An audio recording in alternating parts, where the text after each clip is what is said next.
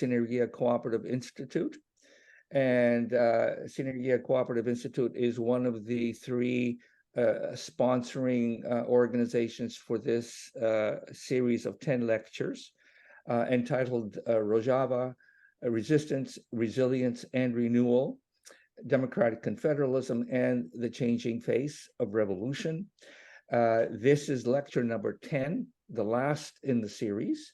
The title of this lecture today is Comparing the Rojava Experience with Other Civil Movements for Regime Change, Rojava's Lessons for Global Progressive Movements. And we have today our key presenter, Sinan Joudi. He was a journalist and a consultant for civil society institutions in Northeast Syria, and particularly in reference to the fields of law and education. And our respondent today is John Holloway, who is a sociologist and philosopher whose work is closely associated with the Zapatista movement in Mexico. The other two sponsoring groups for the lecture series are the Global University for Sustainability and the Center for Civil Diplomacy in Northeast Syria. We will begin with the presentation by Sinan. Sinan, you will speak for about an hour, and I will join in and give you a warning at the 50-minute mark to let you know that you have 10 minutes left in your time for your presentation. After which, John, of course, you will be welcome to share your own reflections for up to 20 minutes as you like. And then we will take questions and comments from other participants for the remainder of the time. I will moderate that section. And the entire production, so to speak, will be about 2 hours in length. So without further delay, I am very happy again to be moderating this presentation on the unique experience of the movement in Rojava and Northeast Syria. And I want to thank our interpreter, Jalil, who's been doing wonderful work for almost all of our lectures. So thank you again, Jalil, for helping in the interpretation from Kurdish into English. And a final comment for those of you who are with us today. If you look at the bottom of your screen, you will see a symbol, a globe symbol. Press on that and select the language in which you would like to listen to the presentation. So thank you everyone for attending. And Sinan, please, when you are ready, you may begin your presentation. Baskın. Thank you very much.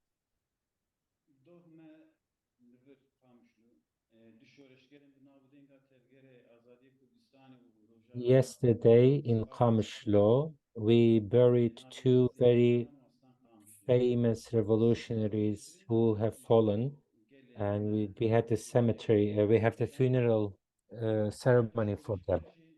And these two revolutionaries, they have been involved in this movement for a long time, and they had great experience. And in their personality, I would like to commemorate all the martyrs that have fallen in this struggle.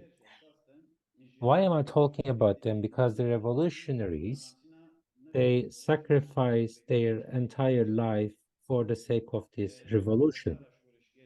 There are thousands of other revolutionaries.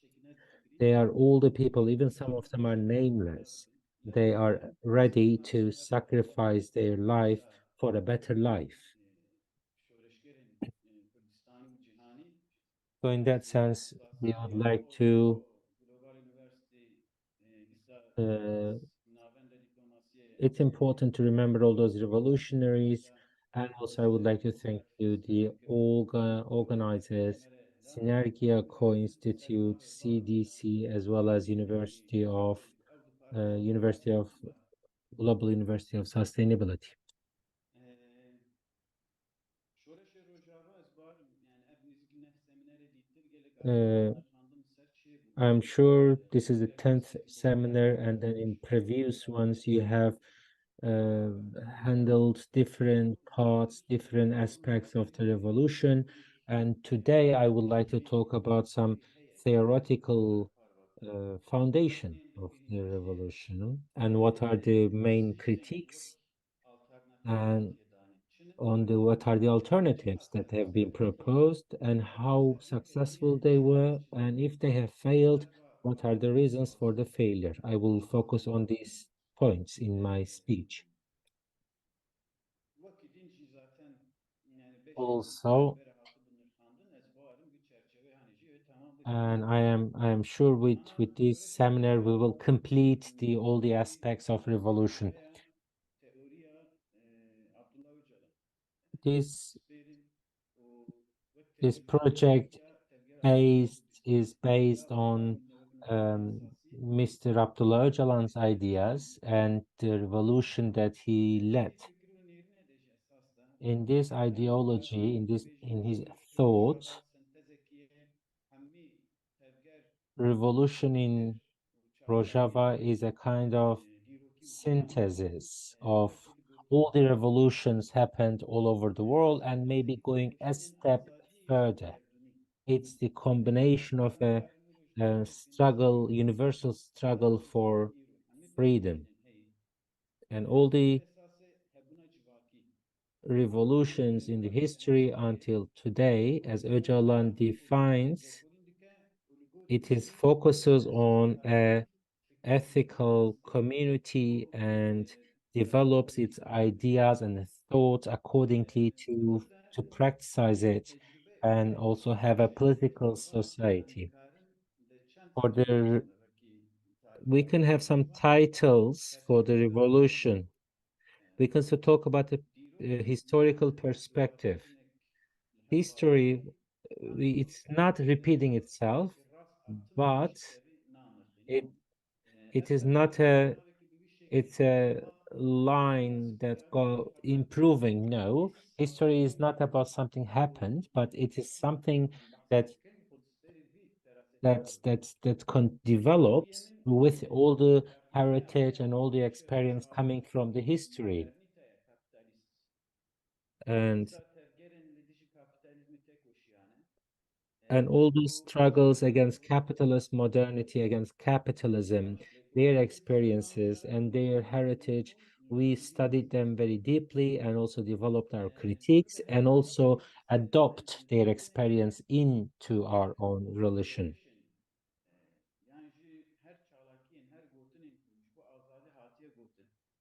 All the activities, all the words called for the freedom, it's been thousands of years that people are fighting, struggling for freedom, but yet why we cannot reach the freedom that we are dreaming of?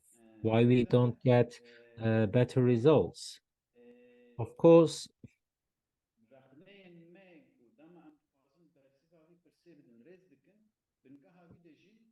and when we have our critique, we have an ideological foundation and also revolutionary thoughts, and our critique also is based on these foundation. And we not only criticize, but we also develop our alternatives, both political and practical alternatives. So at the beginning, we should determine that revolution in Rojava is for a success, but which is not an absolute success, but it brings all the experiences of the different different people and their struggle and their combination, a synthesis. İzni yapalım. And I would like to share Anha my notes. mezin sedemin Now the biggest çareser nekirin. Yani jî peyda nekirin. the biggest problem is the lack of solution. There are problems on daily basis, like it be ethnic or ecological or social or whatever. And when we go to the source of these problems at the first level, what are the first of all, we determine the source of these problems, and then second and the third level, we try to understand and try to find a solution. So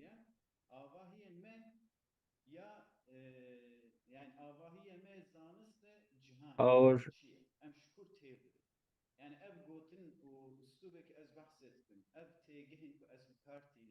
all the terms and terminology or the scientific theories that I have been talking about, how they can serve to our goal objectives. But in our scientific structures, we are weak. That's And we see that the Global University of Sustainability, they also had a similar critique about these theoretical foundation, not only to do to our movement, but most of the movements in the world. So, as the Rojava Revolution,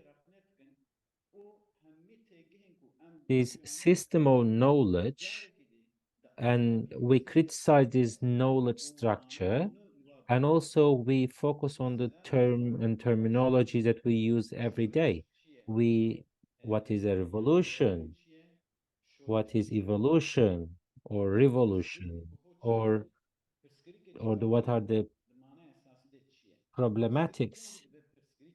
And when a problem becomes a social problem, or when it become a different problem, these are all the topics that we focus on.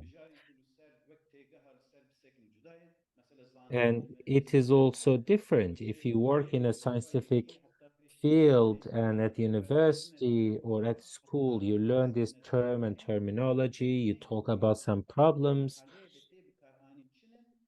These might be different, and also we have to find these terms in our everyday life in order to find feasible solutions. So it's not only about being in the academia and looking at the system or the structures or having critiques, but also trying to create alternatives. Therefore, we need to question our knowledge structures. So, is it enough? Is it sufficient enough or not? So we see it is very weak, so we have to develop it, but this shortcoming comes from actually that we don't find it in this society. But it is also important to have your own right terminology and the meaning of those terms that we use and what we mean with them.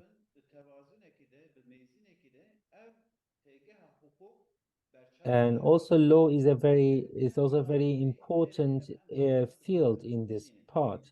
There should be a balance between our terms and the law, or same as the ecologist movements or ecology.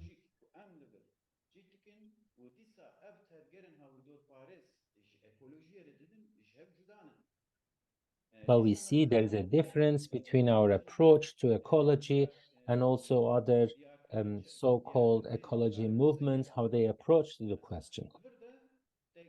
Here, in terms of law, there are some terms that determined within the international law. For example, some legal terms can be also very narrow in terms of interpretation. In the international law, right to self-determination is only connected to having a nation state. But we understand this right to self-determination in a different way, not necessarily a nation state, or the values. We also have to understand the values.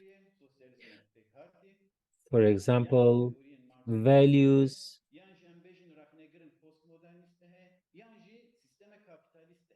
the values determined by the real socialism, or in the writings of Marx, Engels, and also the values that we also have on the ground. So value theory, or theory of values, is very important for the change of the system, and also offering some alternatives. It is one of the fundamental issues. And then let's focus on the theory that we are working on now. Division of science is like human sciences and also natural sciences.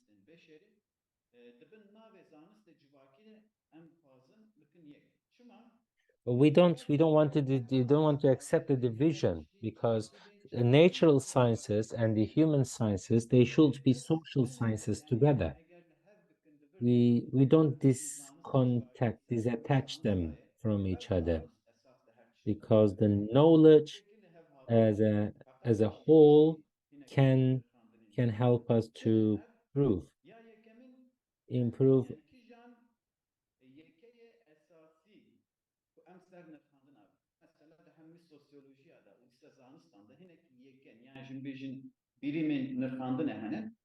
There are some evaluation units in science, so we have to talk about these units. And when we see the improvement or development of society is connected to having a state, they see state as the engine, and they try to fit the society within the state by sometimes denying the reality of the society. And this is the worst sociological approach to the matter. Maybe in Marxism, classes and an economy are the main units that they have approached to society. This is important, but also not insufficient to understand the society. So they deduct everything to the class system, or deduct everything to economy, but there are some other aspects of the society are always being ignored. So in order to understand the life and society as a whole, there might be economy, there might be maybe class system, but it's not only that, it's beyond them. When we look at the Chinese Revolution, it's very obvious there. They also used classes and economy as their main unit of the revolution. But of course, they eventually became capitalist, like the ones that they were opposing and trying to have a revolution against. So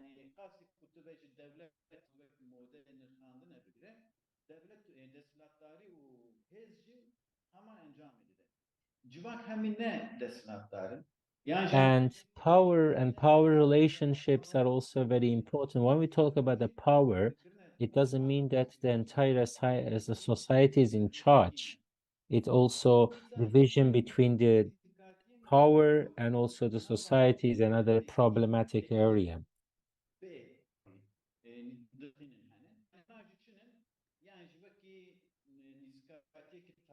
tasvirci yani bejin tene minakin bu şekilde dınakinin pir There are some approaches which they are very they are like classifications. They classify, and with these theories and with these images, they get lost when they talk about the question. There are also universal approaches, and then to understand the entire universe, that's the thing that you have to understand history in order to understand your society. This is also one of the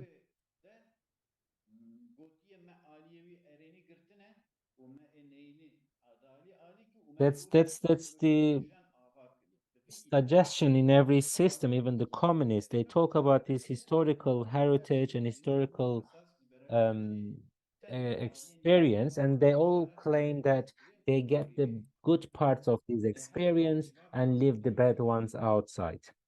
But we have to understand what are the good ones, what are the bad ones, and according to whom.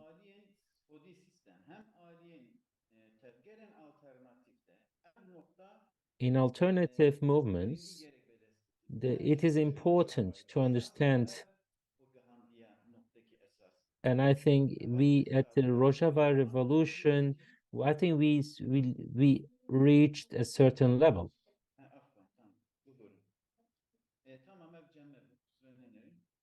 Okay. Yani geçti hem bu audit sistemi hem kesin yani tevgeren diş sistemi de legerina vahaye Amerikan bejin ku perskiri keme esası dınav So our main heyde quest da vak perçeki deslatlar hey oklaskını den perskiri jiyan. in our quest, it's always important to liberate us from existing power relationships in order to understand the question, in order to understand the society, in order to understand the reality. History, analysis, and models, alternatives, or in all these topics, there is a circle, because this story repeats and renews itself as a circle. We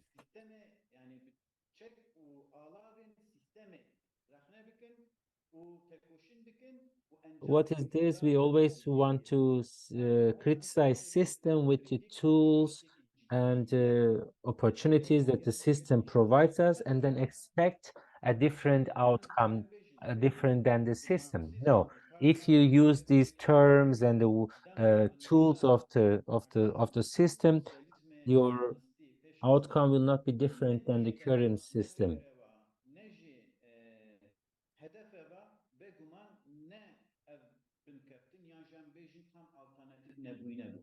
And we see that's the part with the socialist approach, that they couldn't come up with with an alternative that they really hoped for. So, and everything should be also depending on the local conditions. When we look at the revolutions in the US, they focused on their own more pressing issues, the local circumstances.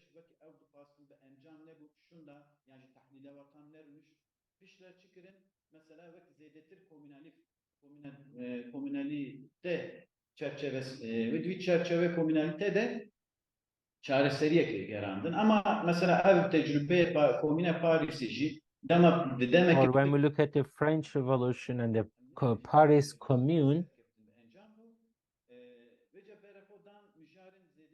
they focus on the communes because after the French Revolution, they were looking for something else, and the commune was an alternative, seen as an alternative, but it failed, and then it went in another direction. So we we just need to have this balance between the state or the power relationships and the development of society. We have to see it as in a balance, not that a state will lead the development of the society as an engine. So we have to understand this relationship between them. Furthermore, we are using a sociological method as a term. Maybe it's not a very accurate.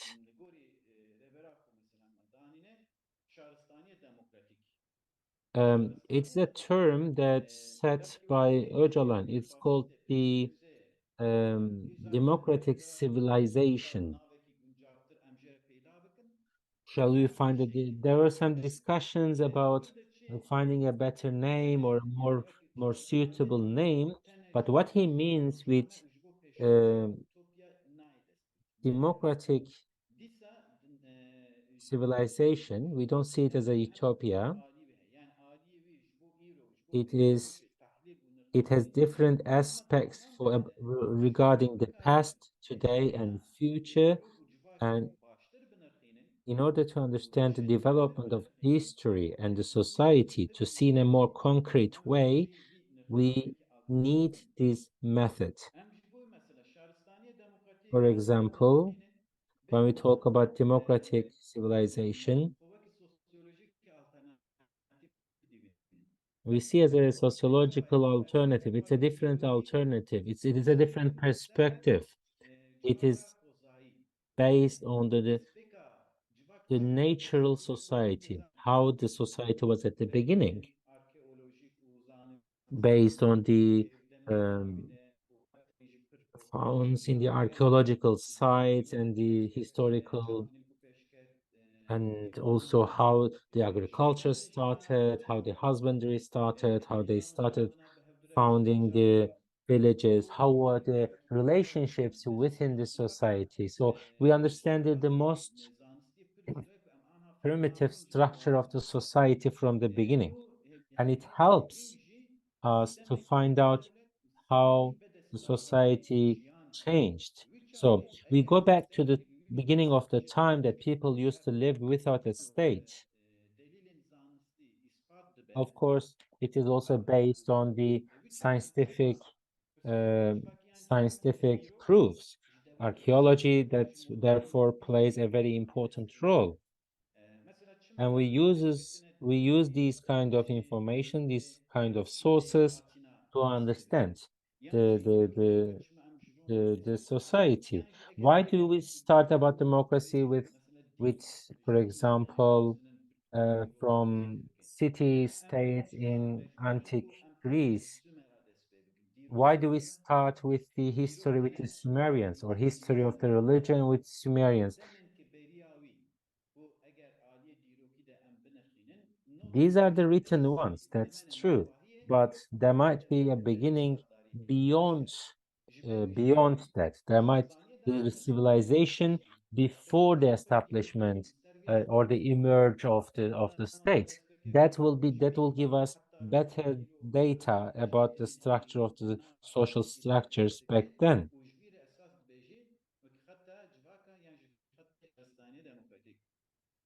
And considering them all into taking them all into consideration will allow us to understand these roots of the society and the roots of these institutions within the societies and power relations, and therefore this democratic civilization is our main method.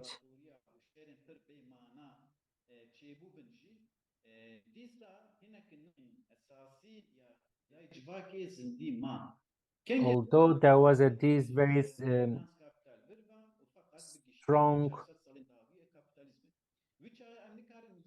imposure on the society, the state, and there were some wars, and there was literally a war against the society, but the society kept some of its feature. And today we can find these features within the societies. So Yani پیوان خود خود است نشان دکه çava we, dike persivi şkodike uligori her we are roje dıhın talking about a society jibovi çıkar lazım ben that plan it sağlaması determines its own principles and they act according to their needs and they discuss and they show their will, they express their will, and then they they plan for the realization of their purpose. This is our essence. The society is capable of organizing itself, not that a state has to organize the society. So sisteme devletu deslatariye derketiye yani lots of things that we have been taught that they were natural, but these are the things that were taught by us by the state and the power relationships. And today we see positivism, we see religionism, we see postmodern approaches, and these are all the domains under the control of the state. So, and we don't see any hope in a short future that these parts will liberate themselves from the control or the influence of the state. There are some socialists, there are some clerics, and they have a very rigid approach. And there are some of them who are criticizing the current system, but then they fail to bring an alternative.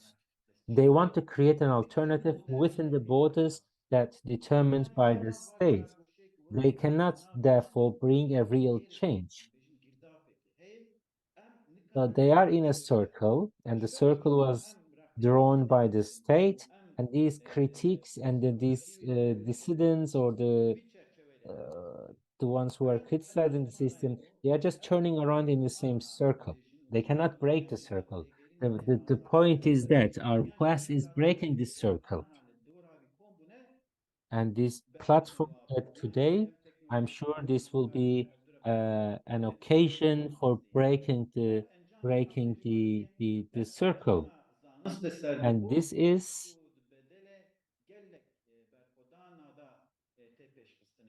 and it is not easy. The level or the awareness that today we have is thanks to the sacrifices done by so many people and for the resistance of the people. And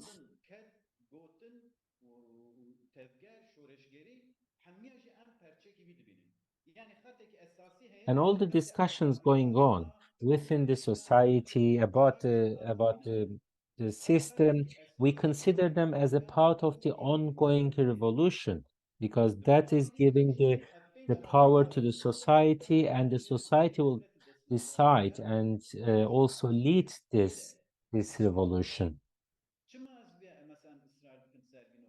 Why we are insisting on this? Because we don't think we are powerful enough.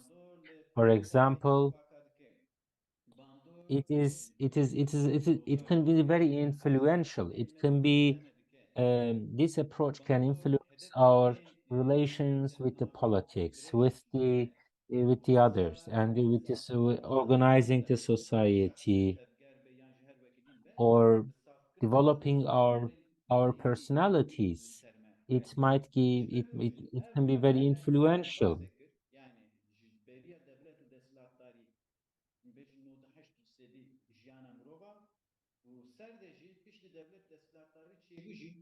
So we can see that the history of human beings, it was like more than 98% was without state. Only like 3-4% is with the state. So we have to go back and find the pre-state societies, how they organize themselves, and it can enlighten us.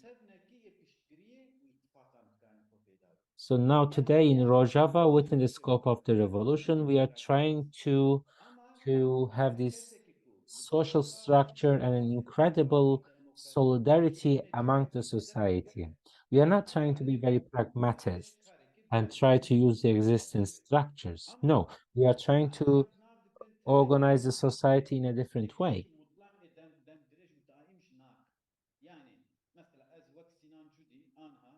And as Sinan Joudi, as a part of Rojava Revolution, as long as I work, as long as I serve the revolution, then I am a part of the revolution. But tomorrow, if I say I am no more revolutionary, I am no longer a socialist, I want to have a liberal life and I want to have a capitalist life, then I cannot be a part of this revolution. Other movements that we are in contact with, this is the point actually we differ from the other movements.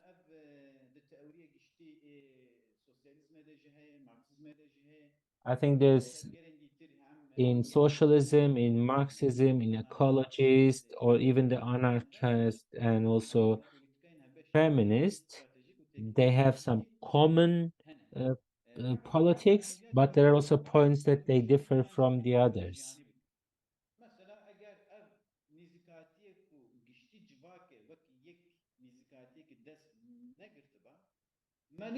For example, if we didn't if we didn't have as a holistic approach and considering it is a universal struggle, we wouldn't be able to reach out other movements in the world. If we just uh, limited it to the Kurdish people, then we wouldn't be able to develop a structure with the Arabs or with the Assyrians or the Christians living in the region.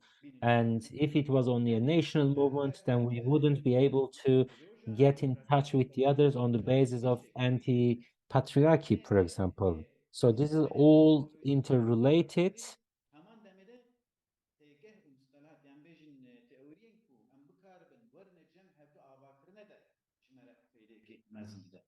So we are also not using the capitalist terms and terminology in to substantiate our discussions.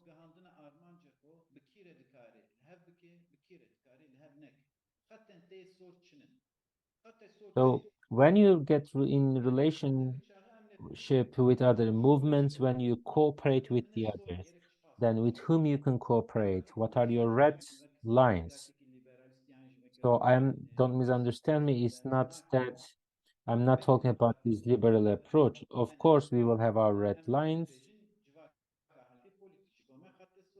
And for example, ethical and political society is a red line for us. We cannot cross that line. So if anyone who would who wants to or willing to support this goal, then we can cooperate with them.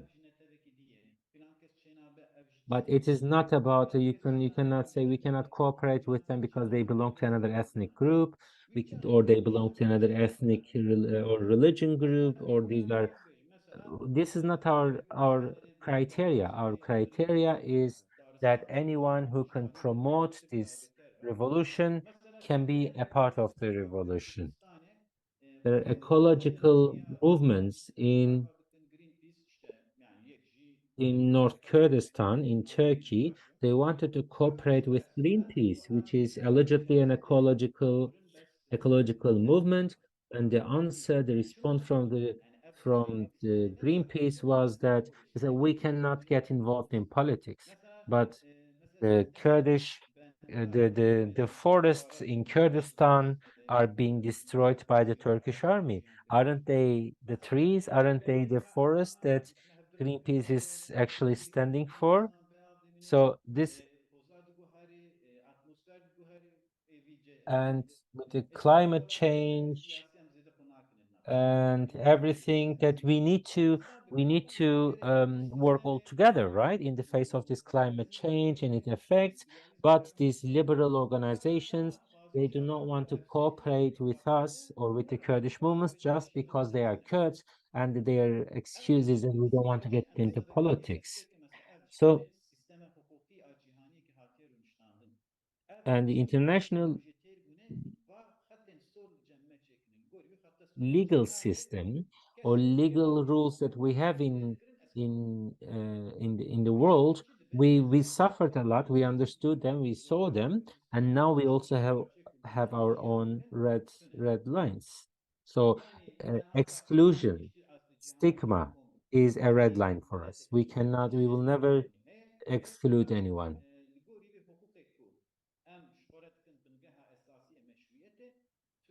Our We are 50, 60 million people, but there is not a legal basis which will legitimize our rights, and no, or international declaration of human rights. According to the Universal Declaration of Human Rights, you have to ask people what they want for their future.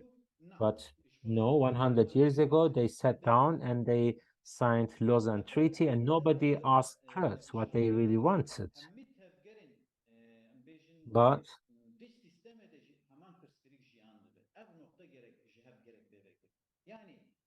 and this current legal system is actually itself the source of the many problems that we face.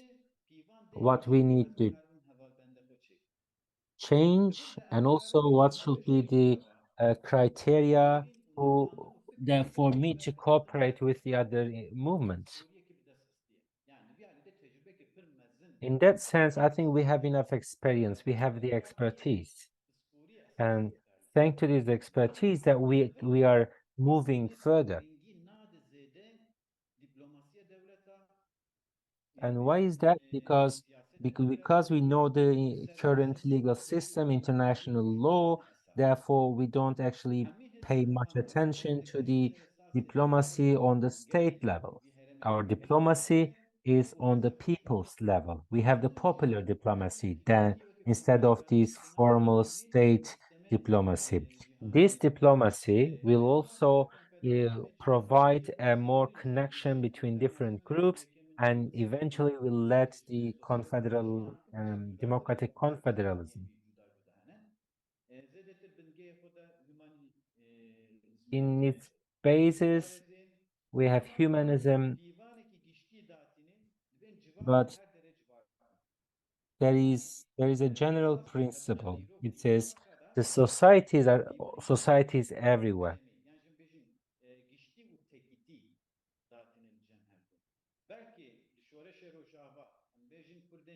We talk about humanism and the individuals, but we also see it as a society. And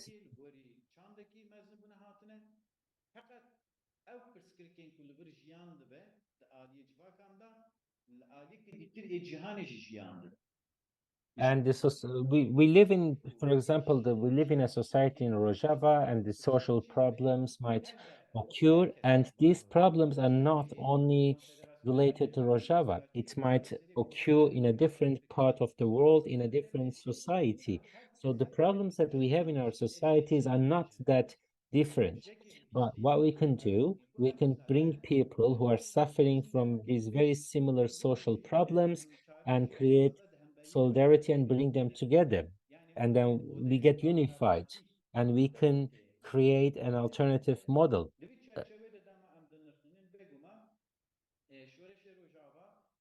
In that sense, revolution in Rojava was a start. It's a very small start. It's been like 10 years that I have been involved very actively in this revolution, both in terms of practical and also theory.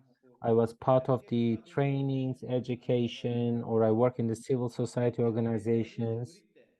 So I can see in terms of theory, there is a significant development, improvement.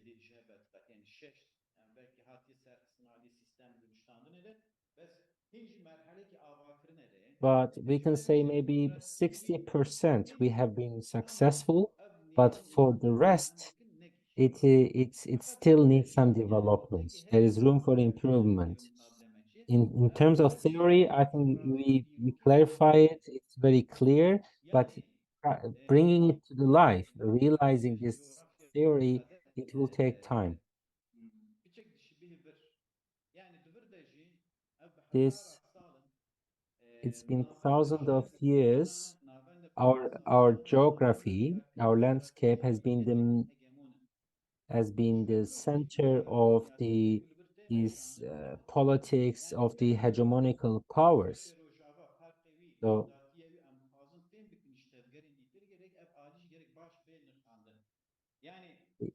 we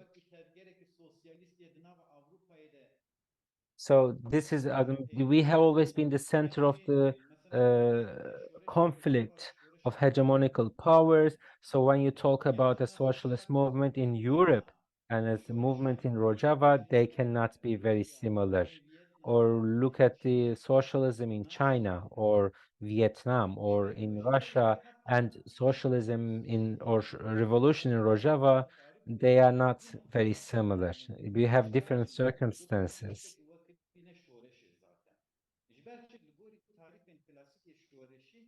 And then many people, they even don't recognize revolution in Rojava as a revolution because we don't actually fit within the classical definition of revolution. And one of the reason is that we don't seem as the legitimate interlocutors either. We are a nation or a people that divided between four countries. We have Turkish culture, Arab culture, and the Persian culture are being imposed on these people, or Islam, Christianity, Yazidis, or other different sects within different religion groups, even Judaism. You can see in this area because it's a huge area controlled by the four different countries, and then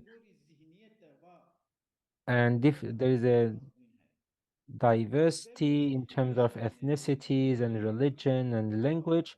In addition to that, we are being dominated by four different nation states which has their own systems. So it is not, it doesn't look very possible to have a revolution for the entire area for the time being. Therefore, we don't get recognized as revolution by many people. Because in that sense they want us to be a revolution for Kurdish nation, but we are beyond that. We are, as I mentioned earlier, therefore we don't get the international recognition. So these are the circumstances. So these are all the important points that we have to take into consideration. Another, there are some different topics. Probably my colleagues have already talked about them in previous seminars, but I will shortly mention. As a approach as a nation.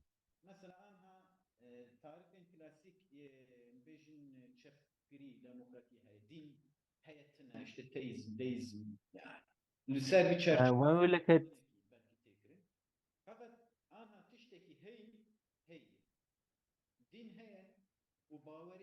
now, another approach is about, for example, religion. If there is a religion, it's deism, atheism, other things. There are discussions, but it's a phenomenon. It exists, and if the society accepted that religion as a culture, then they accepted it. But this faith, if it becomes or it is promoted by a nation state, then we can oppose it. With religionism, we see the most powerful of liberalism that's being used by against us. We say religion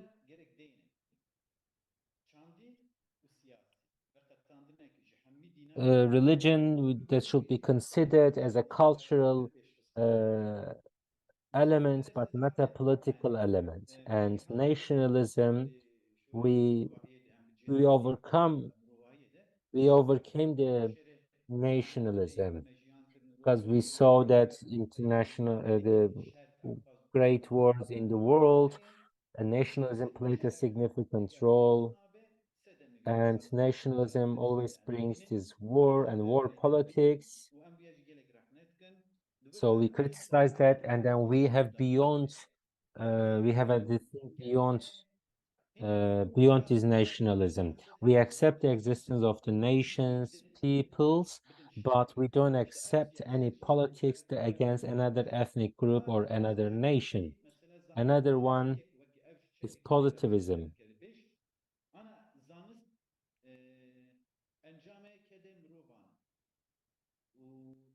Science is actually as a result of the human work and also society, but everything cannot be within the framework of this so-called positivism and scientific framework, that they are being divided from each other.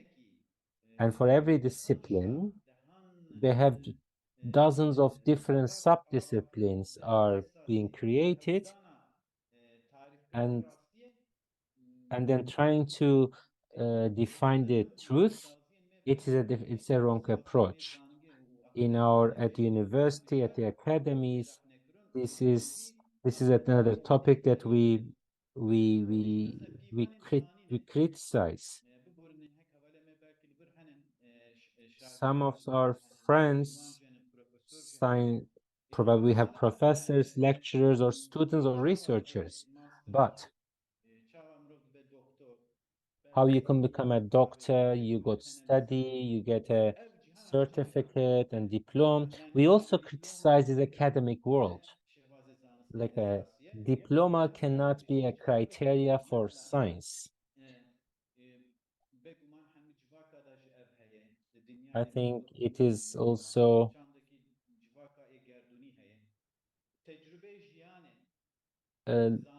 I think this is also something that maybe in entire world it is being recognized. It is the experience of life. And we also see this experience of life as a source for our science.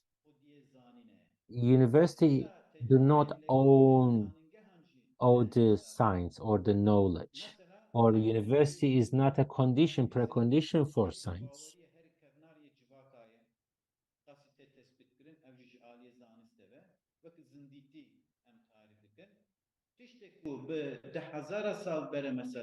Life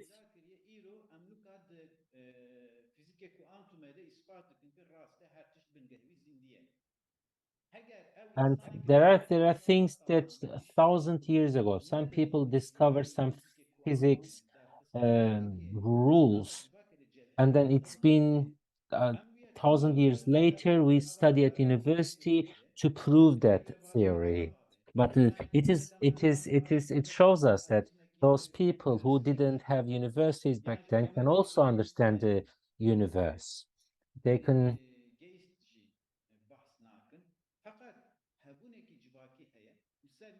But there is a social being, and the society has also knowledge and experience, and it cannot be ignored. The last point, and I'm sure it has always been discussed, it is the sexism or the liberation of women. In every language, in every religion, they have these starting words that you start with the name of the god, or the science starts with the meta, or the others they are talking about the capabilities. But in Rojava revolution, liberation of women is our basmala in that sense. It is the foundation of revolution.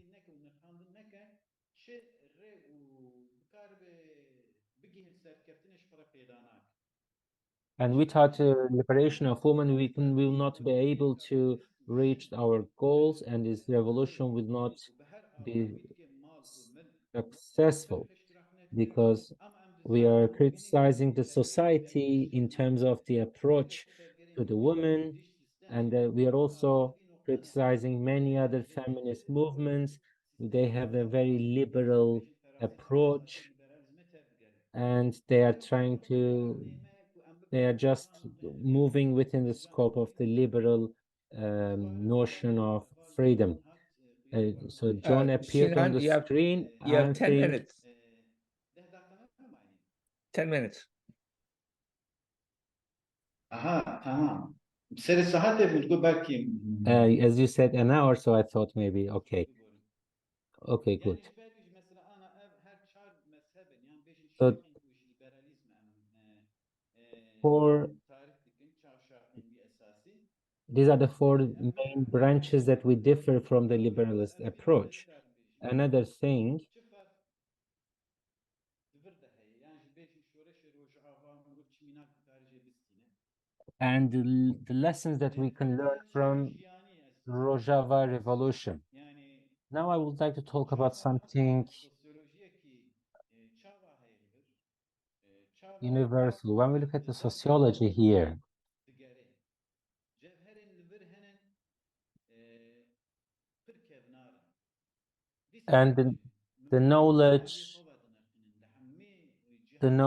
the experience, the essence we have, they are very old ones. Of course, we might be seeing them from our own perspective, but the spirit here, it's a different structure.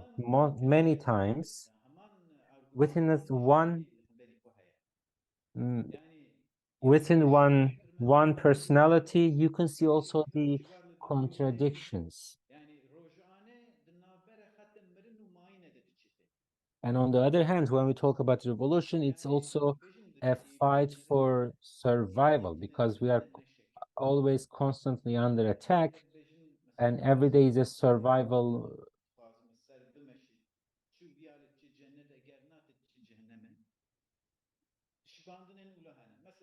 And it's sometimes we actually say our life is here like on a bridge. One side is hell, the other side is heaven. So that's the balance.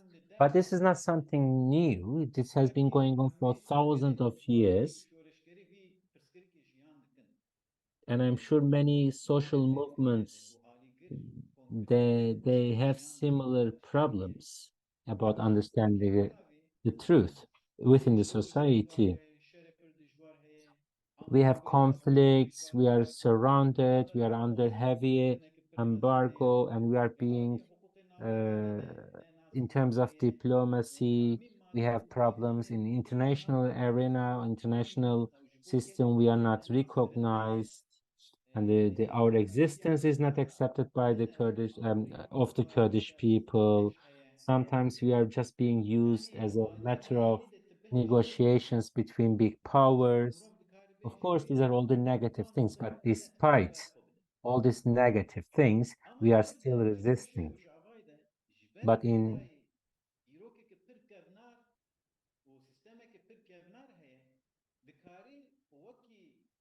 we can say, despite all these difficulties and challenges, we survived because we go back to history and knowledge of the society of thousand years.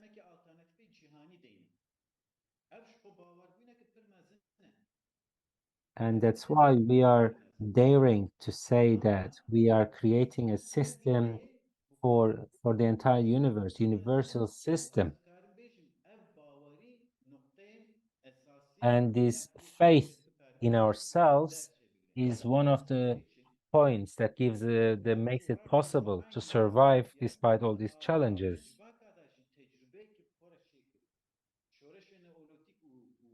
And as I said, creating new societies is not something new, because the societies started here, civilization started in this region. And when we see it, there are so many historical ruins around us. Khirbaresh is somewhere next, very close to us. That is one of the, that's the very first temple in the human history. It's in Urfa. It's like 6,000 years old. This is even beyond all the knowledge that people thought that the religion started after we settled down. No. And this region is very rich with all these ruins, and we can see the proofs and the traces of this. Why am I mentioning this? I want to show that we have a very old historical vein here. It's like a source that we can create societies, we can create civilizations, and we have the power. And we have the accumulation of thousands of years of history, experience.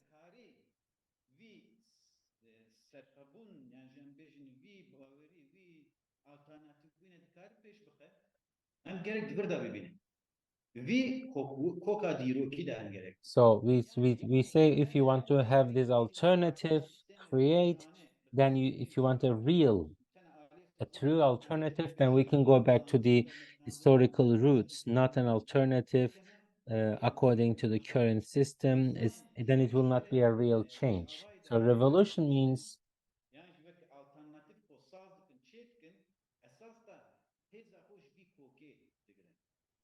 that's the power source of the revolutionaries in Rojava. And this is not a revolution that's ripping you off from your roots. In contrary, you are going back to your roots. And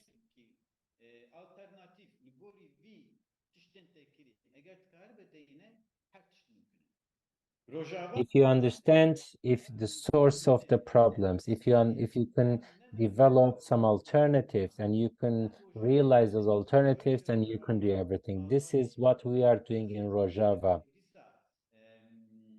And revolution in Rojava, that's how we can actually create freedom, equality, democracy for the. And I think, but I think this is something that we don't see among the other movements in the world. This is a shortcoming with them.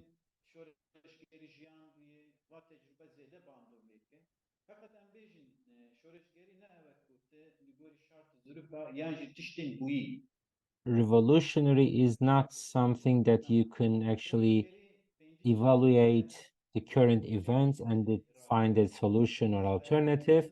No, you should go beyond that. You find the source, and you need to have big dreams, and then you can be a real revolutionary. And thank you very much. Here I will finish my presentation, but I will be happy to answer any questions. And once again, thank you very much for the opportunity. Thank you so much, Sinan. That was quite remarkable in a number of ways. And I'm sure we'll return to some of your themes shortly. But and I do have a couple of reflections I would like to share. But before that, let me please welcome our guest respondent, John Holloway. John, if you can turn on your video camera, if you're with us, and share your own reflections and comments at this time. You may start whenever you're ready. A pleasure, of course, to be with you. And above all, an honor just to take part in this discussion, in this series of discussions on the movement in Rojava. I think one thing that Sinan said right at the beginning, and very effective, was paying tribute to the two comrades who were buried yesterday. And I think that comes across very powerfully. And in my case, it comes across powerfully, I think, in the sense of strengthening this sense of honor to be with you, but also strengthening a kind of feeling of inadequacy. No, I mean, here I am, a university professor sitting comfortably in the context of the institute that I work in Mexico. No, and kind of what right have I to speak or to comment on this process that is obviously so powerful and so painful that is taking place in Rojava? No, okay, so a sense of honor, a sense of inadequacy, and of course a sense of delight to have received the invitation. I think it's wonderful that the Global University of Sustainability is devoting these 10 sessions to a discussion of what is happening in Rojava, and that we should be finishing up with this session on the importance of Rojava for other revolutionary movements. Because, of course, it is an important, I mean, if we're doing that, it's because, I mean, if we are fascinated by what is taking place in Rojava, it is obviously not because we are Kurds or have Kurdish friends, but because we see it as being of enormous global significance. And Sinan said right at the end something about the feeling that they're on a bridge between heaven and hell. But I think we're all on that same bridge in a different way, of course. We're not perhaps under threat of military attack in the immediate future, some of us, no, but we are all on that bridge between heaven and hell. In other words, we are on the bridge that I suppose is capitalism, that is capitalism, which we have for very long time known to be a system that is horribly unjust, oppressive, based on exploitation. But now, more and more clearly every day, we understand capitalism as a system of destruction, that is quite literally taking us to hell, that is quite literally taking us in the direction of the extinction of human life. No? In that sense, we are on a bridge that is leading us towards hell, and we are conscious of the absolute urgency of creating a different society, okay, which may not be heaven, of course, but creating a different society that would be based on very different principles, that would not be based on money, that would not be based on the accumulation of capital. I suppose that in a way takes me, yeah, I mean, that surely, I mean, for me sitting in Mexico, that is the importance of the Kurdish movement, or the movement in Rojava, that it opens up, that it keeps alive the possibility of building a radically different world, no, because that is what you are in fact doing, no, and that is of enormous importance, I think, to everybody in the world. The one thing I would criticize, I think is the title of this session a little bit. The title is Comparing the Rojava Experience with Other Civil Movements for Regime Change, Rojava's Lessons for Global Progressive Movements. And I suppose my worry about the title is that I think it understates the importance of Rojava. It's not just a question of regime change, it's a question of radical social change in the whole world. Now, regime change to me suggests a change of government or a change of, basically a change of government. It's far, far more important than that. And it's not really lessons for global progressive movements. I think we should say directly what we're talking about is global anti-capitalist movements. No? We're talking about the urgent need to destroy this system that is destroying us. That surely is the importance of Rojava.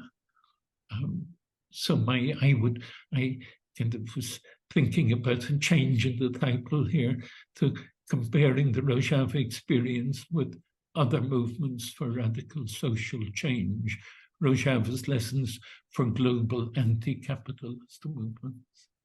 And then thinking of Sinan's talk, which I enjoyed an awful lot. I actually thought it was very impressive. And it was very impressive, not just for what you said, but for the very fact of saying it. And it seems to me that that's, thinking of these 10 sessions, that's enormously important. It's kind of this openness. It's the openness to discussion, the openness to criticism, this process of saying, well, this is what we are thinking. This is what we are trying to do. What do you think? This kind of openness to criticism, which is something I think that we have never seen in any other major anti-capitalist movement. No, that for me is extraordinarily impressive. No? And the other thing I liked about it was that Sinan mentioned Öcalan, I think, kind of once or twice at the beginning, and I was beginning to think, oh no, not we're going to have a repetition of Öcalan. And then Öcalan disappeared from the talk. And that just seems to me very important. It seems to me very important, not, I say that not to criticize Öcalan's idea, but just simply to underline the importance of a discussion that gradually goes assuming its own responsibilities. A few years ago, I spent a week in the Zapatista territory in Chiapas with a group of young Zapatistas who were explaining all about the movement and how they see it and its importance. And in that week, they never once mentioned the name of Subcomandante Marcos, as he then was, Galeano, as he now is. And that just seemed to me a great expression of maturity, that the movement can assume its own ideas, can talk about its own ideas without referring to a figure of authority. And as I say, that is not in any sense at all a criticism or a playing down of the enormous importance of Öcalan's ideas. Mm-hmm.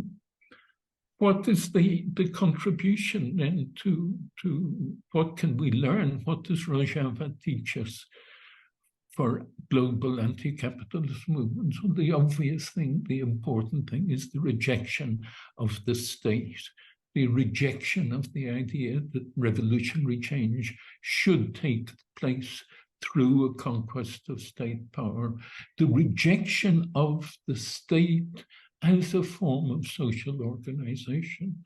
That came through very, very clearly in Sinan's talk. And it seems to me the great turning point in revolutionary theory over the last 30, 40 years. No, changing the world, radically getting rid of capitalism cannot be done through the state. And to try to do it through the state brings terrible consequences, the terrible consequences that we witnessed, I suppose, in the Soviet Union and in China. No, it creates authoritarian structures. It puts limits on the way that people act and the way that people can think, as Sinan underlined. It doesn't go through the state. The only way we can think, surely, of getting rid of this system that is literally destroying us, the only way we can think of getting rid of this system is by creating other forms of social organization. And I think that basically means, with many variations, creating forms of communal organization. Deep in the society where we just learn to do things, or we develop the existing practices of communal organization. And something else that seems to me enormously important in what Sinan said is that moving away from thinking in terms of the state means developing anti-identitarian thought and anti-identitarian forms of organization. If we move away from the state, move towards the idea of communal organization, then we are moving away from a grammar of being towards a grammar of doing. The state is based on the grammar of being. You are Turkish, you are Mexican, you are Irish, whatever. And the commune, I think, is not based on the grammar of being. It is based on the grammar of doing. We do together, we who are involved in some sort of activity or in some sort of area, some sort of commonness. We do things together, we learn to do. And that means that we break identities, we break, enormously important. I mean, I know that probably all of us, I know I do as well, talk of the Kurdish movement or the Kurdish revolution. But enormously important, what Sinan was saying, is that no, it's not that. It's actually a movement that breaks through Kurdish or Arab or Assyrian identities and tries to bring people together in different ways. And this anti-identitarian approach means opening up other ways of thinking as well. As something very important in Sinan's talk was the way he said, well, look, the state is a way of limiting what we can think, not just what we do. It's not just a form of violence. It's also something that shapes our thought. And to think of in terms of doing, in terms of breaking with the state, means also breaking with identitarian thought, breaking, I suppose, with all sorts of politics of identity. That seems to me really is fundamental lesson that we can learn from the Rojava movement. And there I'll throw in a little footnote that's important as well. I mean, I've learned that now enjoyed it in Sinan's talk. I also something I enjoyed enormously in a book that Feroz Manji, hello Feroz, mentions in the chat, that they have just published a book as in Darajat Press. They've just published a book by Aziz Aslan on anti-capitalist organizing anti-capitalist economy and the contradictions in the revolutionary process in Rojava. In other words, it's kind of not, this is the right line, no? But all the time, we are open to discussion, we are trying to break barriers, we are trying to do things in a different way. Yeah, I think that's really what I wanted to say. No, but thank you very much, Sinan, for projecting to us, projecting across the world this openness, this process of experimentation, this openness to criticism, this process of really thinking as you're going along, and really being involved in the process of social construction of a different society, a different world, that for people like us is actually hard to grasp, is hard to understand. So yeah, enormous thanks. Thank you. Thanks, John. Thank you, John. Thank you so much for those comments. You've hit on so many essential, profound points in the message that Sinan shared with us. I mean, so eloquently and beautifully phrased. Thank you so much, John, for those thoughts. One of the elements that you landed on, which was something that also stood out for me, was this question of a kind of universalism that goes beyond the particular religious or ethnic character of the people participating in this revolution in northeast Syria.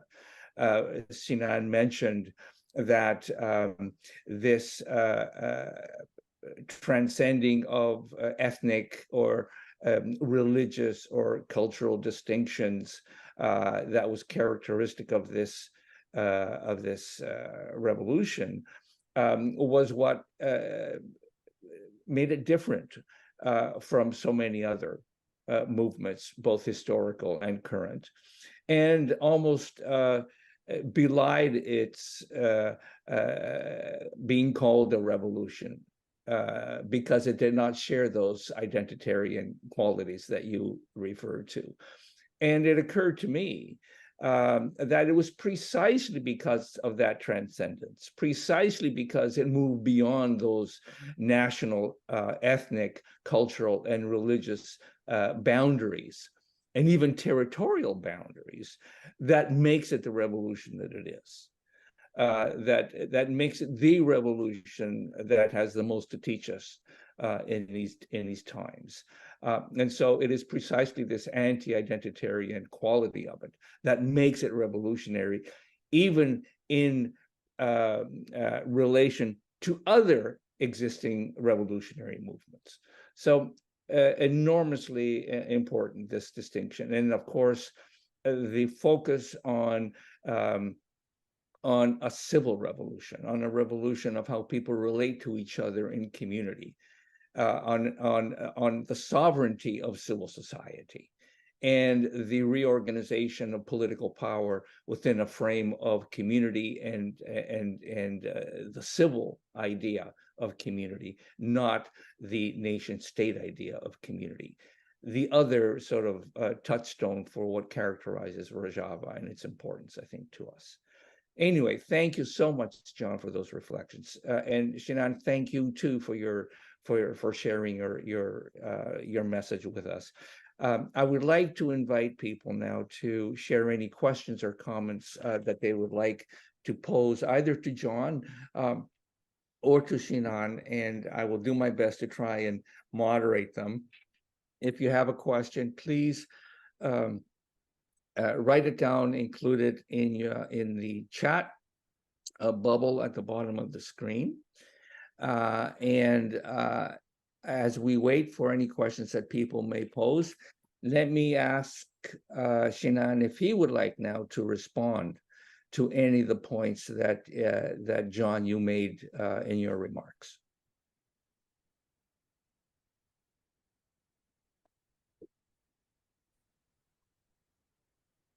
Now as spasiava John.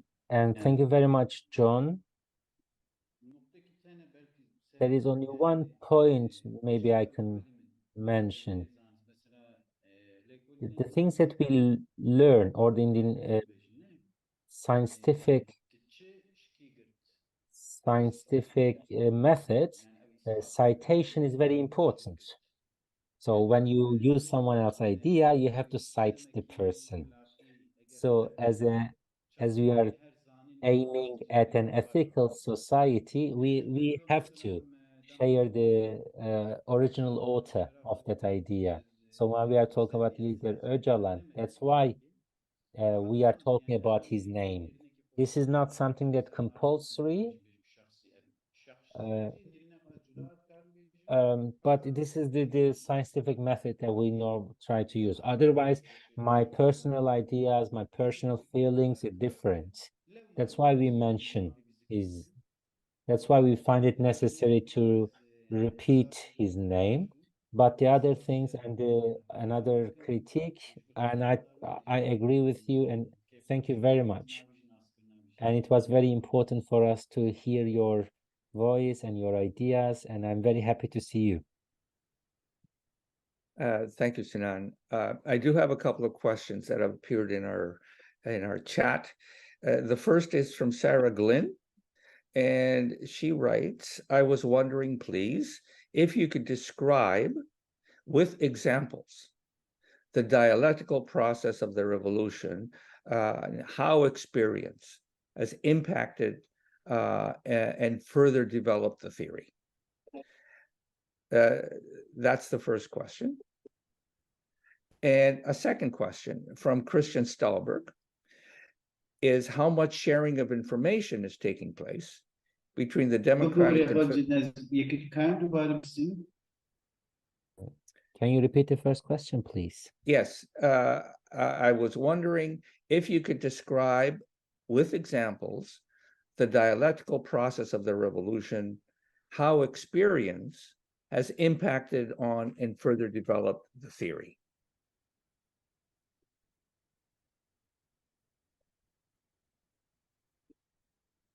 All right, I'll let you think about that for a moment. And the second question is, how much sharing of information is taking place between the Democratic Confederalism movement in Northeast Syria with the Commune movement in Venezuela?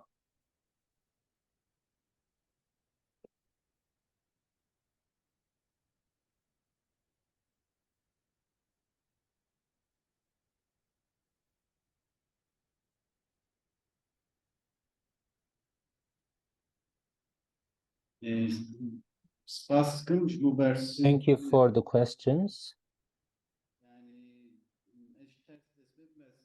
Okay, I will start with this last question. Actually, I don't know specifically about the exchange between Venezuela. I'm not working in this field, but I am sure some friends at the Civil Diplomacy Center, if they are familiar or if they have information, they can answer. So sorry, I cannot answer this question. And the first question,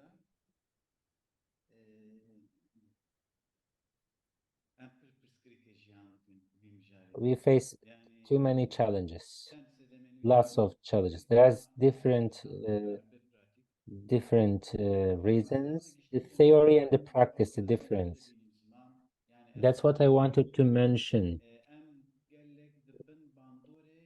We are under influence of the systems. I mean,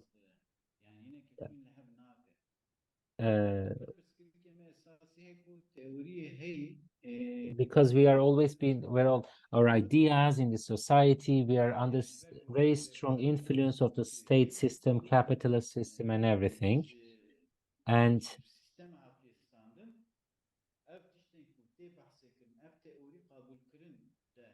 because our thinking, the way we think, is shaped by the system, it is very difficult for many people to change or break this and to be able to think in line with the revolution. So that's why we are having discussions, everyone, try to try to make them understand why it has to change, why it has to be like this. So we even couldn't manage to get the theory accepted by everyone, let alone practicing or bringing it to life. So the ecology, environment friendly, to people who are interested in politics and in different fields. Not everybody is that much interested in different fields. But for example, when we have our municipalities, we want the municipalities to be more environment friendly, but our friends working at municipality, they are still thinking like the state and the municipality of a state, not a society and the others. Or the legislation we have is also a different thing. Of course, we have some rules and legislations and laws, but we want the people to act more based on their moral values rather than not because of the law says so. And then when we look at the lawyers, they don't want to understand the system, the jurisdiction system that we want to have. But as I said, we have been educated by the nation state, and then it's not some 10, 20 years, it's like hundreds years. So it takes time. For example, some teachers at schools, they want to beat up the children because that's the tradition at the state schools. Now they try to convince us that they can actually pull out their ears if they do something, if they get naughty. We say, no, this is not the way that you do it. But that's how they are educated, and that's how they were treated when they were children.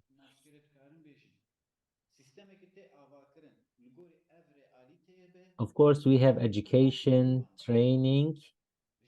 So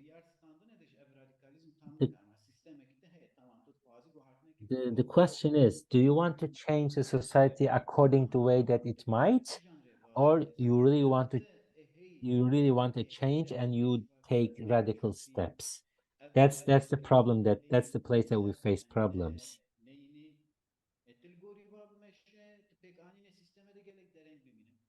So if you want these radical steps, of course, then it delays the revolution. It delays the foundation of the new system. If you don't go along with the existing system, existing approaches. So the balance, and now we're trying to have a balance. Okay, influence from the former system, it is there, but we also want to have the radical change. So we are trying to have a parallel improvement, but we try to educate the society, but also bring it into practice. It is very difficult. We face really big challenges in every field, from the municipalities to shopkeepers or the court or university or the police forces or the defense forces, diplomacy. We have these contradictions, but I will finish with this.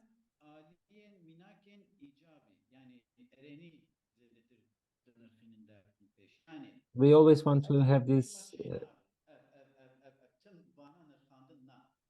We are not normally the discussions. People always talk about the negative things. This revolution cannot happen because of this. No, we want to focus on this revolution can happen because of this. So as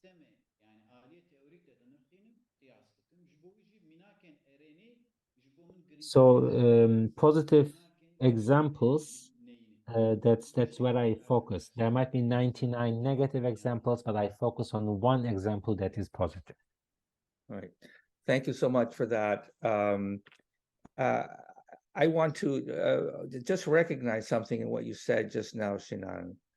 The challenge, the difficulty of reconciling the values and the aims of the revolution with the facts of the situation and how people have been influenced and conditioned by the training that they have received and the attitudes that they have. And your comment that the aim here is a balance between the target, the aim, and the reality on the ground. And trying to achieve this balance, not through the imposition of radical moves that align with the views or the philosophy of the revolution, but rather taking things and people's attitudes as they are and working within that reality. And to me, what this shows is a profound respect for people. A respect that whatever the conditioning and the attitudes and the prejudices that people may have, that there is a respect for people and that you work with that respect gradually over time and through education to change people's attitudes, to change people's behavior. And it is not a question of imposing violently whatever revolutionary ideas that the leadership of the revolution may believe in. So I think that is illustrates, I think, and characterizes a very humane approach to trying to realize the revolution in the framework of where people really are and where society really is at the moment. I think it's extraordinarily important. Let me share with you another question. This is from Jared Eberneck, and it reads, "It is so important what has been said. We need to center the universal struggle against capitalism without being taken in by identity politics, that central state power." From Emma Goldman to Murray Bookchin to Öcalan, we have a science of hierarchy and state power as patriarchal incarnation. The red nation states clearly that what manufactures crisis cannot be used to solve it. This movement calls the Buen Vivir ideas of South America and the indigenous resistance across Turtle Island to mind. So the question is, can you elaborate on how the structure of democratic confederalism changes the framework of our freedom struggle?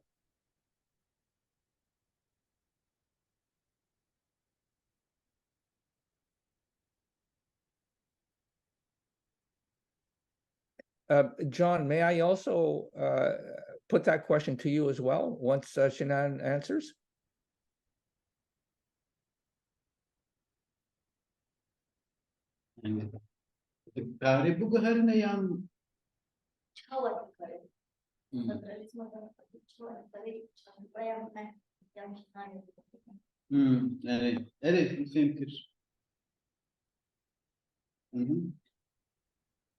Sorry, did you ask a second question? No. Yes. Do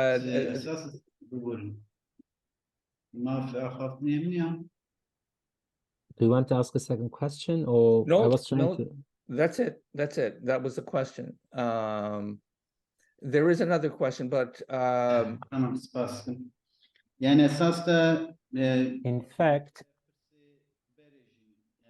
related to the previous question, we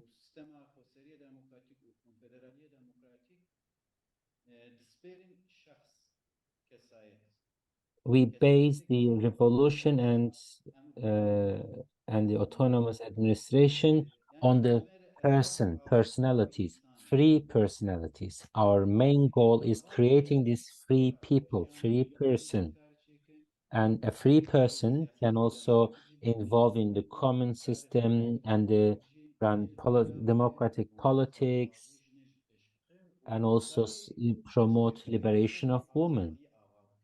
Then he can have, or she can have a big free perspective of freedom. Maybe our difference between the revolution in Rojava and the theory of the freedom of Kurdistan is there. At the beginning, we want to create a person. So, and a successful example of this, I mean, this free person is much better than hundreds of pages of theory. So,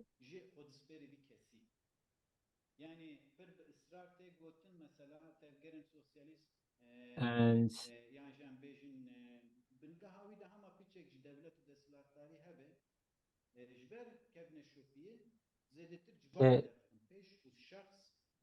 they also talk about the socialist regimes. Of course, they have some state culture in it, and then they always ignore the individual, and they always talk about the society. But this is also a wrong. We criticize this approach too, because the most important thing is the person, is the individual, because this individual come together and then they make up the society.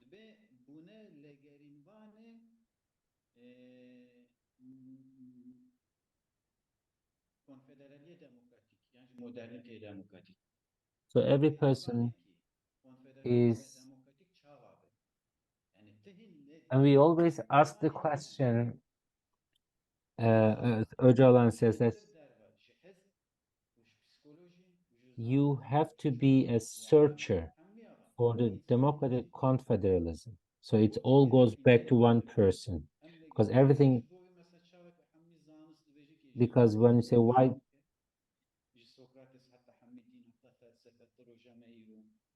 just Socrates from today, these are all the people that we actually substantiate our knowledge.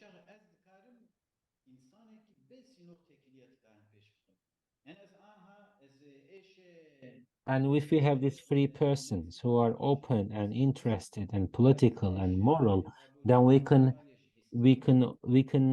without any restrictions that are taught us or the identity or whatsoever, so we can find these people interested in the aboriginals in Australia, or the climate change happening somewhere else, or the polar bears. They will also think about them. So if I see a woman scared in the middle of the night in the street, then I have to feel their pain. I also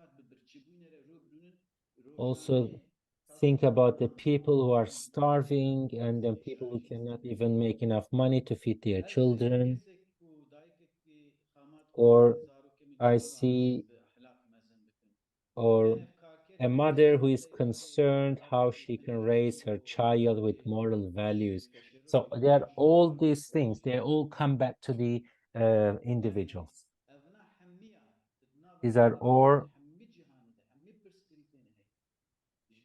a free person will be also interested in all the different problems in the entire world. So, and then I can get in touch with anyone in the world together, to because I own those problems happening in the different parts of the world. This is our,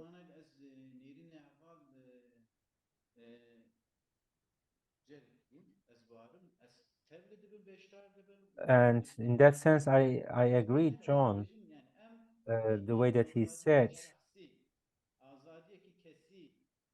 an individual freedom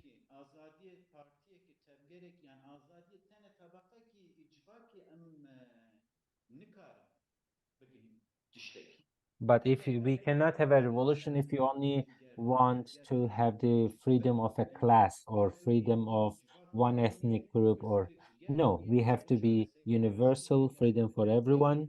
And as I said, it starts with the Hem free insan human. eşi belki de tekilti de hereme koda coğrafya koda cürbe cürbe Yeah, ziravi bir tamam ama em hemu is insan we are all human beings at the end, and then bir çerçeve insan değer.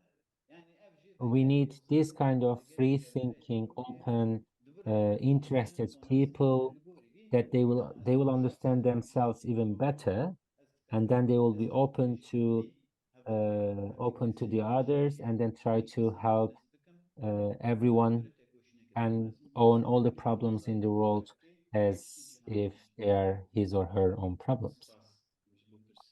And thank you for the question. Thank you so much for that, Sinan. John, I had referred that question to you as well. Would you like to add your own reflection on that point? Yes, quickly. I wanted to come back as well to what you were saying about about how Sinan's approach displays the importance of respect for people and where people are.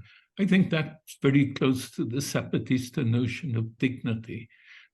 Dignity really is they're fighting for human dignity against a society that is based on the negation of dignity. And that means, yes, that you don't tell breaks with the politics of monologue. No? I mean, a state-centered politics is a politics of monologue. Once you break with that, you enter into a politics of dialogue, a process of constant discussion.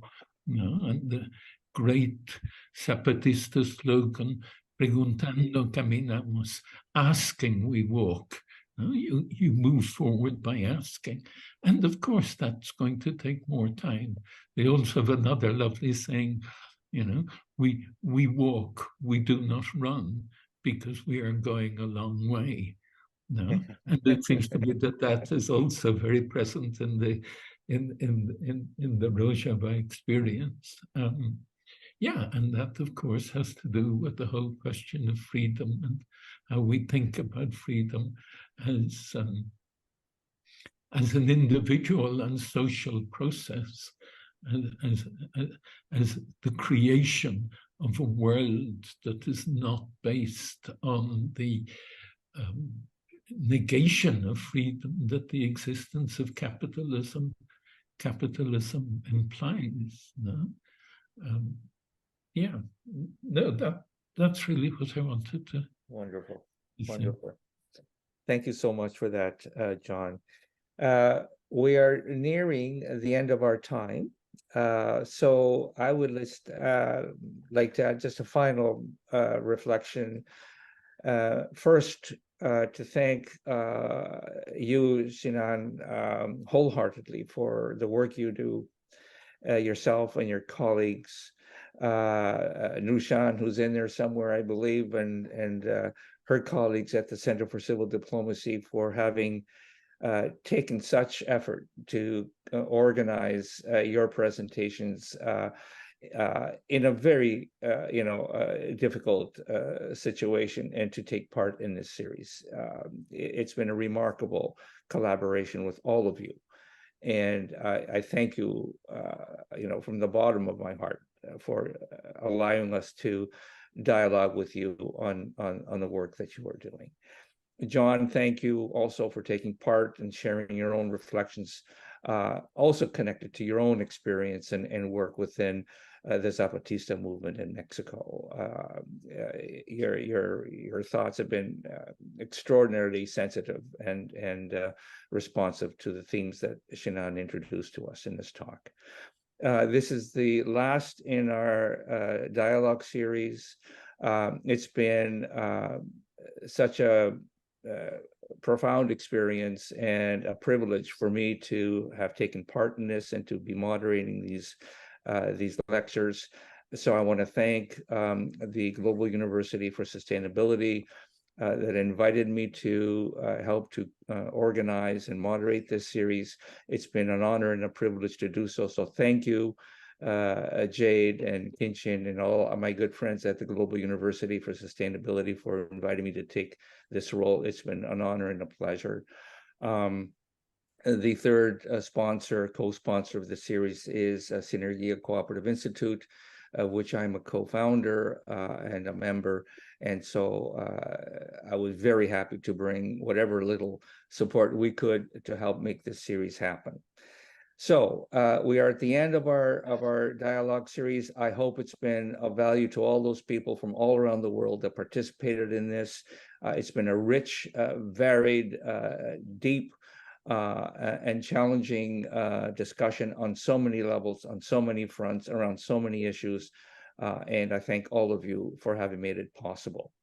Now, I'm going to ask you, Jay, to say a few final words before we close off the session. And so please do take a moment and share with us whatever news and commentary you'd like to share. Yeah. Thank you very much. First of all, I also would like to thank Nushan and other colleagues from CDC and also John to design the course and to have the coordination of lecturers, respondents, and interpreters, and also the facilitate the discussion and debate in each webinars. And also thanks to our Global U technical teams members, particularly Kinchin, George, and Marco. And because this series is very special, it is born in the shadow of bombings. And also we are also under the threat of these out of the electricity and the internet of each webinars. So I'm really grateful that we continue to make these 10 lectures put into practice. And Global U has organized many lecture series. It's named the South-South Dialogue for Sustainability. In the past, we have organized a lecture series about Venezuela communist movement, Chiapas, Cosmovision, African peoples for struggle for liberation, Brazil people constructing alternative paradigms, and also Rojavas. So we continue to recognize the subjugated knowledge from the global South, and also it is also we have the driving force to search for alternatives. That's why we embrace the uncertainties and the hardships. So thank you again, in solidarity to all of you. Thank you, Jade. Thank you, everybody. Take good care, reflect well, and be well. And hopefully we'll meet again, if not in person, online at some future time. Goodbye, everybody. Goodbye, John. Goodbye, Sinan. Thank you, Jade. Bye-bye.